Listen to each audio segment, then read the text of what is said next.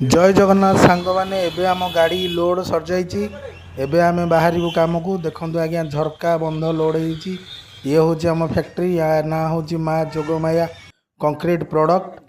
एबे आसिक पहुँची गलु कम पर आज्ञा रास्तार अवस्था देखूँ ये केते बड़ खाल आज्ञा गाड़ी आसिले ड्राइवर कौच गाड़ी गली पड़ो माल केमती खाली हम यू आज्ञा देखु ये माल बुहाव यही घर जाए केते बाट माल बोहियापाई रास्तार बहुत असुविधा थिला। एबे दीपर हो गला एबे आसलु आम खाइबापी मंदिर रे भोजी होता भोजी खालु एबे आज्ञा काम शेष हो गला अंधार टिके हो गला देखु आज्ञा ये सब झरका लगी जा जगार ये दुआर बंध भी आज्ञा ये लगी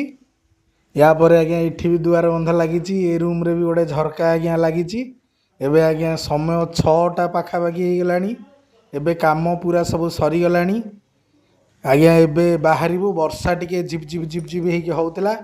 गंगी दादा से कौन कथबार्ता होती मिस्त्री सहित ये किचेन रूम रे भी गोटे झरकाटे लगी आज्ञा देखु अति सुंदर होती घरटा भी आज्ञा बहुत बढ़िया काम होता से काम भी बहुत शीघ्र सरीगला एबे आज्ञा ये ठाकुर घर इठी भी गोटे डोर फ्रेम टे लगी आज्ञा आम काम सरला चलो जीवा घर को रही बाय।